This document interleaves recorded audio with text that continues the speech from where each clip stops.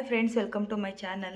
Friends, ಇವತ್ತು ಗುರುವಾರ ಪೂಜೆ ಎಲ್ಲ ಮುಗಿಸಿ ಅಮ್ಮನ ಮನೆಗೆ ಬಂದಿದ್ದೀನಿ. ಏನು ಕಾರಣ ಅಂದರೆ ಅಮ್ಮಂಗೆ ಇವತ್ತೊಂದು ಕೇಟ್ರಿಂಗ್ ಆರ್ಡ್ರ್ ಬಂದಿದೆ.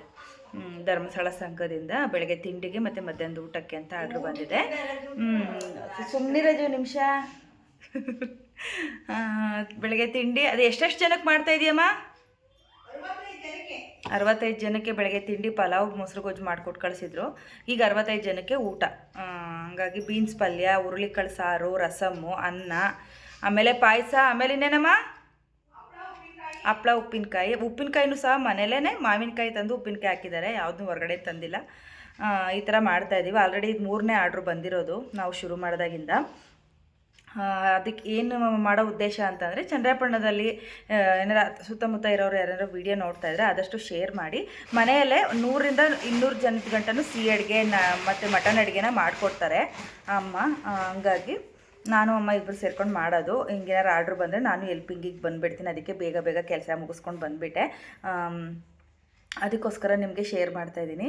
ಏನಾದ್ರು ಈಗ ಸುತ್ತಮುತ್ತ ಇರೋರು ಏನಾರು ವೀಡಿಯೋ ನೋಡ್ತಾ ಇದ್ದರೆ, ನೀವು ಏನಾದರೂ ಸಣ್ಣ ಪುಟ್ಟ ಫಂಕ್ಷನ್ಸ್ಗಳಿಗೆ ಕೇಟ್ರಿಂಗ್ ಥರ ಏನಾದ್ರು ಆರ್ಡ್ರ್ ಕೊಡಬೇಕು ಅಂದರೆ ನೀವು ನಮ್ಮನ್ನು ಕಾಂಟ್ಯಾಕ್ಟ್ ಮಾಡ್ಬೋದು. ಯಾವ ರೀತಿ ಅಂದರೆ, ನಂದು ಇನ್ಸ್ಟಾಗ್ರಾಮ್ ಐಡಿನ ನಾನು ಡಿಸ್ಕ್ರಿಪ್ಷನಲ್ಲಿ ಹಾಕಿರ್ತೀನಿ. ಅಲ್ಲಿ ಬಂದು DM ಮಾಡಿದ್ರೆ ನಾನು ಡೀಟೇಲ್ಸ್ ಕೊಡ್ತೀನಿ.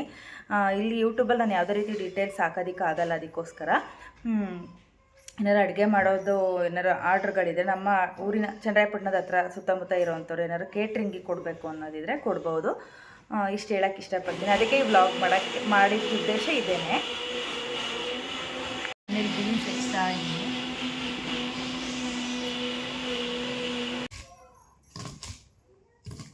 ಹೆಣ್ಮಕ್ಳು ಸೇರಿಕೊಂಡು ಮಾಡ್ತಾಯಿದ್ದೀವಿ. ಆದಷ್ಟು ಸಪೋರ್ಟ್ ಮಾಡಿ. ನಮ್ಮ ಸುತ್ತಮುತ್ತ ಇರೋರು ಯಾರಾದರೂ ವೀಡಿಯೋಸ್ ನೋಡ್ತಾಯಿದ್ರೆ, ಅಂದರೆ ಇದುವರೆಗೂ ಅನೌನ್ಸ್ಮೆಂಟ್ ಮಾಡಿರಲಿಲ್ಲ, ನಮಗೆ ಗೊತ್ತಿರೋರು ಮಾತ್ರ ಕೊಡ್ತಾಯಿದ್ರು. ಹಾಗಾಗಿ ನಾನು ಡೈರೆಕ್ಟಾಗಿ ಯೂಟ್ಯೂಬಲ್ಲೇ ಹಾಕೋಣ ಅಂತ ಅಂದ್ಬಿಟ್ಟು ವೀಡಿಯೋ ಮಾಡ್ಕೊತಾ ಇದ್ದೀನಿ. ಹುರುಳಿಕಾಳು ಸಾರಿಗೆ ರೆಡಿ ಮಾಡ್ತಾ ಇದ್ದಾರೆ ಹಳ್ಳಿ ಶೈಲಿಯಲ್ಲಿ. ಅಮ್ಮ ಹಾಕಿದ್ದು ಇನ್ಸ್ಟೆಂಟ್ ಉಪ್ಪಿನಕಾಯಿ. ಇದು ಬೆಲ್ಲ ಕಾಯಿಸಿಟ್ಟೈತೆ ಪಾಯಸಕ್ಕೆ. ಟೊಮೆಟೊ ರಸಮಿಗೆ ಬೇಯಿಸಿಟ್ಟೈತೆ. ಇದು ಹುರುಳಿ ಕಟ್ಟು ಸಾರಿಗೆ. ಹುಳಿಗೆ ಅಂದ್ಬಿಟ್ಟು ಹಸಿ ಹುಣಸೆಕಾಯಿ ತಂದಿದ್ದೀವಿ.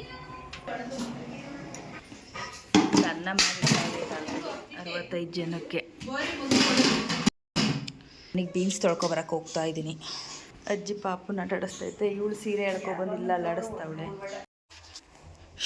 ರುಚಿಯಾಗಿ ಮನೆಯಲ್ಲಿರೋ ಪದಾರ್ಥಗಳನ್ನ ಬಳಸಿ, ಖಾರದ ಪುಡಿನೂ ಸಹ ಮನೆ ಖಾರದ ಪುಡಿನ ಬಳಸಿ ಮಾಡೋದು. ಯಾವುದೇ ರೀತಿ ಹೊರಗಡೆಯಿಂದ ಏನು ತಂದಿಲ್ಲ, ಎಲ್ಲ ಮನೇಲೇ ರೆಡಿ ಮಾಡಿಕೊಂಡು ಮಾಡ್ತೀವಿ ಅಡುಗೆನ. ಹಾಗಾಗಿ ಯಾರಾದರೂ ಆರ್ಡರ್ ಕೊಡೋದಿದ್ದರೆ ನನಗೆ ಇನ್ಸ್ಟಾಗ್ರಾಮ್ ಐಡಿಲಿ DM ಮಾಡಿದ್ರೆ ನಾನು ಡೀಟೇಲ್ಸ್ ಕೊಡ್ತೀನಿ ಅಮ್ಮಂದು.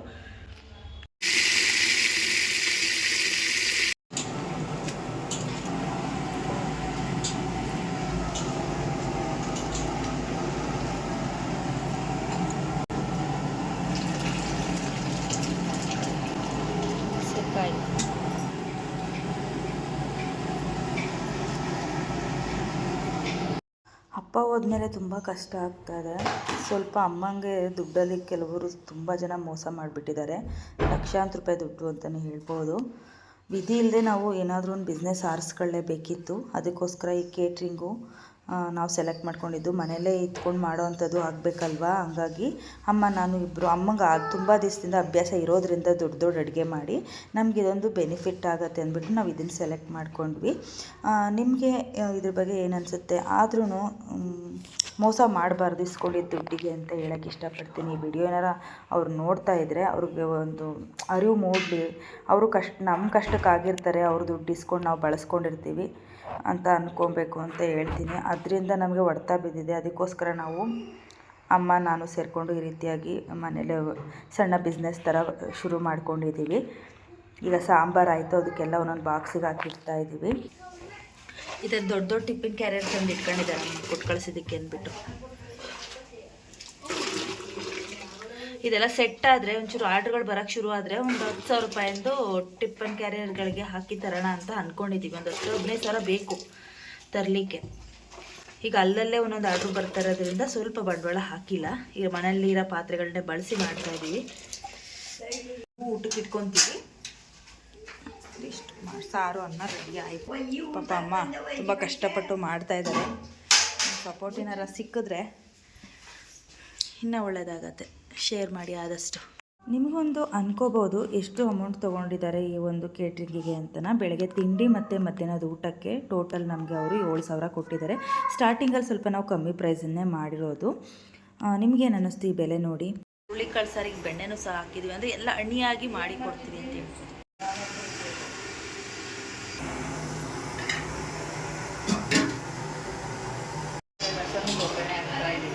ಚಪಾತಿ ಬೇಯಿಸ್ತಾ ಇದ್ದೀವಿ.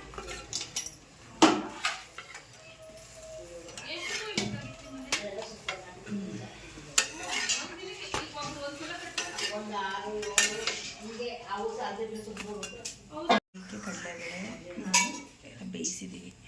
ತಾಟಿ ಬೆಲ್ಲ ಹಾಕಿರೋದು ಕಲರ್ ನೋಡೋದು ಅನ್ಕೋಬೇಡಿ. ಈ ಕಡೆ ಪಲ್ಯ ಆಯಿತು. ಇದು ರಸಮ್ಮು, ಹಪ್ಪಳ. ಆಟೋದು ಬರುತ್ತೆ, ಆಟೋದಲ್ಲಿ ಕೊಟ್ಟು ಕಳಿಸ್ತಾರೆ ಊಟ.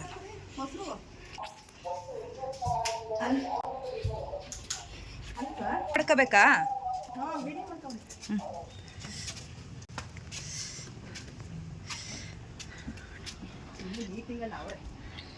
ಹೌದಾ?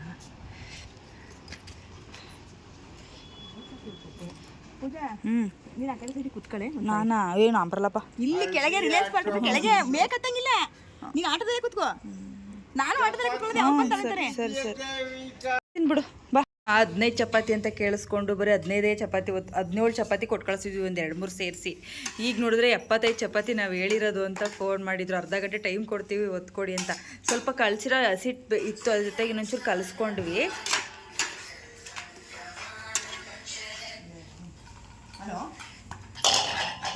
ಆಲ್ರೆಡಿ ಅದಕ್ಕೆ ಅಮ್ಮನವರು ಅದು ಒತ್ತಿ ಕೊಡ್ತಿದ್ರಲ್ಲಿ ನಾನು ಬೇಯಿಸ್ತಾ ಇದ್ದೀನಿ. ಅಂದರೆ ನಿಮಗೆ ಏನಕ್ಕೆ ಅಂದರೆ ಯಾವ ಥರ ನಾವು ಡೆಡಿಕೇಶನಾಗಿ ಮಾಡ್ತೀವಿ. ಒಂದು ಏನಾದ್ರು ಕೇಟ್ರಿಂಗ್ ಕೊಡಬೇಕು ಅಂದರೆ ಒಂದು ನೋಡಬೇಕಲ್ವ ಯಾವ ಥರ ಮಾಡ್ತಾರೆ ಅನ್ನೋದು ನಿಮಗೂ ಗೊತ್ತಾಗತ್ತೆ ಅನ್ನೋ ಉದ್ದೇಶಕ್ಕೆ ನಾನಿವತ್ತು ಒಂದು ಫುಡ್ ವ್ಲಾಗ್ ಥರ ಶೇರ್ ಮಾಡ್ತಾ ಇರೋದು ನಿಮಗೆ. ಹಾಗೆ ನಮಗೆ ಇದರಲ್ಲಿ ಲಾಭನೇ ಆಗಿದೆ. ಈ ತಿಂಗಳಲ್ಲಿ ಒಂದು 5-6 ಆರ್ಡ್ರು ಈ ಥರ ಚಿಕ್ಕ ಆರ್ಡ್ರು ಬಂದ್ರೂ ನಮ್ಗೆ ಎಷ್ಟೋ ಸಹಾಯ ಆಗತ್ತೆ. ಹಾಗೆಯೇ ಅನ್ನಪೂರ್ಣೇಶ್ವರಿ ನಂಬ್ಕೊಂಡು ಮಾಡೋದಂಥ ಕೆಲಸ ಯಾವುದೂ ಸಹ ಲಾಸ್ ಆಗಲ್ಲ ಅನ್ನೋದು ನನ್ನ ನಂಬಿಕೆ. ಪ್ರೀತಿ ಕಾಫಿ ಮಾಡ್ತಾಯಿಲ್ಲ. ಅಮ್ಮ ಮನೆಯೆಲ್ಲ ಕ್ಲೀನ್ ಮಾಡಿಸ್ತು. ಪಾಪ ಅಡುಗೆ ಮನೆಯೆಲ್ಲ ಫುಲ್ಲು ಅರಗಿಬಿಟ್ಟಿತ್ತು. ನೀವೇ ನೋಡಿದ್ರೆ ನೀಟಾಗಿ ತೋರಿಸ್ತಿಲ್ಲ ಆಯಿತಾ, ಅರಗಿರೋದೆಲ್ಲ ಇನ್ನೇನು ತೋರಿಸೋದು ಅಂದ್ಬಿಟ್ಟು. ನೋಡಿ ಲಾಟ್ ಪಾತ್ರೆ ಅಂದರೆ ಪಾತ್ರೆದೊಳಕ್ಕೆ ಯಾರನ್ನಾರ ಇಟ್ಕೊಬೇಕು. ಹಿಂಗೆ ಏನಾರು ಕಂಟಿನ್ಯೂಸ್ ಆಗಿ ಬಂದರೆ ಪಾತ್ರೆದೊಳಕ್ಕೆ ಯಾರನ್ನಾರ ಇಟ್ಕೊಬೇಕಷ್ಟೇ. ಆಗಲ್ಲ, ಎಲ್ಲ ಒಬ್ಬರೇ ಮಾಡ್ತೀವಿ ಅಂದರೆ. ನಾನು ಮನೋಗ್ಬಿಟ್ಟೆ ಆಗಲಿಲ್ಲ. ಹೀಗೆ ಎದ್ದಿದ್ದೀನಿ, ಅಮ್ಮನ ಮನೆಗೆ ಹೊರಟಿದ್ದೀನಿ. ನಮ್ಮ ಮನೆಗೆ ಹೊರಟಿದ್ದೀನಿ ಕಾಫಿ ಕುಡಿದ್ಬಿಟ್ಟು ಹೊರಡೋಣ ಅಂತ. ಸ್ವಲ್ಪ ಸಾಂಬಾರು ಮಿಕ್ಕಿದೆ, ತೊಗೊಂಡೋಗ್ತೀನಿ ಮನೆಗೆ. ಫ್ರೆಂಡ್ಸ್, ಈ ಬ್ಲಾಗ್ ಇಷ್ಟೇ. ಸ್ವಲ್ಪನಾದರೂ ಇಷ್ಟ ಆದರೆ ಲೈಕ್ ಮಾಡಿ. ಬಾಯ್ ಬಾಯ್.